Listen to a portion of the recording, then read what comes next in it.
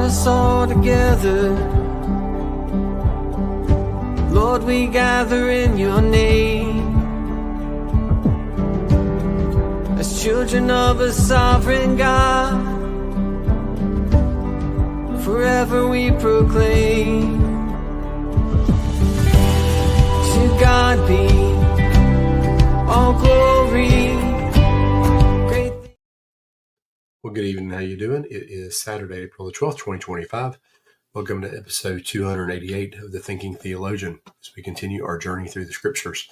So today, we read 1 Kings chapter 1 through 2.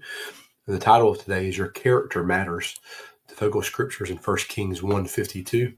And this is what it says. And Solomon said, if he is a man of character, not a single hair of his will fall to the ground. But if evil is found in him, he dies. So teaching character is very important, especially in today's society. It has become obvious that many in the next generation are not being taught how to be godly men and women. And that's because a lot of the people who are teaching them and raising them don't have good character. They're not being taught what is right and wrong. Now, truth is relative. There is no right and wrong. That's what we're seeing a lot of. Instead, they're being taught to trust feelings and emotions. They're being led to look at personal circumstances and desires. However, they should be taught to believe biblical expectations. Taught to believe biblical expectations and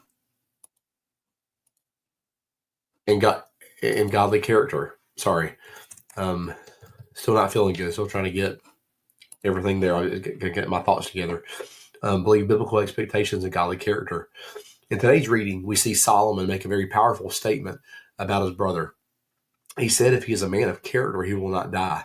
But if he is evil, he will certainly die. This statement puts all the emphasis on who his brother is on the inside, not on what he says or how he acts. This matters because character is revealed in difficult times. And we need to know that. It must be taught beforehand. It is ingrained in someone from the beginning, especially after someone has a biblical heart change. When you get changed, your life should be different after you get saved. But the way people have been raised and the way they grew up and the way things are going on leads part of their character and how they handle situations, how they handle other people, and all of that really does matter. But after we get saved, there should be a biblical change. Solomon is stating, if his heart is good, he will live. If it is not, he will die. And it is about his own brother who wanted to be king, was proclaiming himself as king, but David gave Solomon the kingship.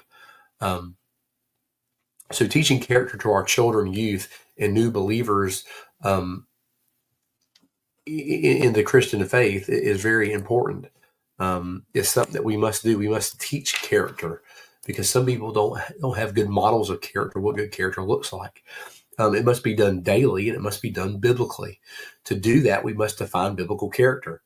Biblical character is what comes out of our hearts and our speech, actions, intents, and deeds. It's not just because you can put on a front for people, but it's who you really are when things go haywire, when things don't go the way you have planned. They are interwoven into everything we do in life. This is why character is so important and who is called to be a preacher, elder of the gospel. This is why most of the character qualifications of a pastor are not skill specific, but character specific. A person of bad character will corrupt all who follow him. Again, this is probably the 10 millionth time I've said this over the past year and a half of doing this blog and podcast, is that as the pulpit goes, so goes the church. As the leader goes of any organization, so goes that organization.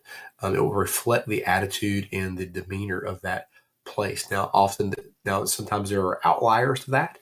But if the leader is unbiblical and the leader, and especially in the church setting, if the leader is, not biblical and not doing things they should do and acting in certain ways, the people will do that. If the leader is corrupt, the people will be corrupt. If the leader gossips, the people will gossip. That's just a fact. We can't get around that because that character will go and will spread. And so This is why character matters when we're picking people to lead in what we're doing. And this is what Solomon is saying about his brother here. Our challenge as believers is to submit our will to the Lord and ask him to reveal any character trait that needs to be fixed, because we all have things that we need to be fixed.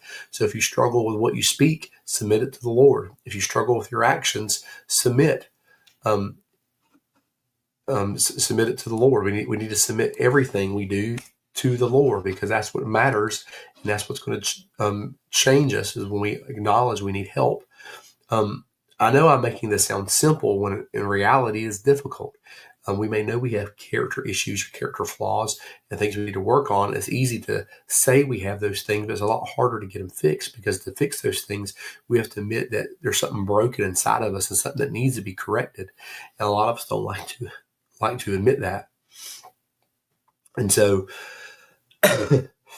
we must do what it says in Philippians and have the character of Christ. We must submit our minds, and we must do what the Bible tells us to do. We must die to ourselves. We must show so much godly character. Excuse me, by the way for that. We must show so much godly character, it convinces others to become followers of Christ. So pray today for God to search your heart and show your character flaws. We all have them. The issue is, will we submit them to Christ? Or will we make excuses and say, that's just the way I am? The choice is yours and reveals the status of your heart. And so this really does matter. I was around a leader one time that used to make comments. They were really rude and condescending and just brash all the time. And they always make the statement that this is just the way I am. But the problem with that statement is that they claim to be a believer, and God changes hearts and God changes lives. And so that's the way you were. It's not the way you are. And that character trait was a problem. And I saw it very early on, in the midst of that, actually within the first week or two that I met this person. I actually had a conversation with somebody and said, hey, I'm very concerned about this person and about their leadership they give, because of the way they talk about people all the time. Everything is negative, and they're gossiping about people and they're talking about people. And it was just one thing after another. But the statement would always be, if this is how people, this is the way I am, and that's the way it's going to be. They knew what they were getting when they hired me. No, what they thought they were getting was a person who was submitted to the Lord, not a person who had that kind of attitude where it was their way or nothing. And so that makes a difference. And I know I keep going back to some of the negative things. I really only ever had one bad, really negative experience in my life in any position of a boss. And so that's really the only negative experience I can come from, is this one person. But they revealed a lot of what it is to have poor character and to a person not to emulate.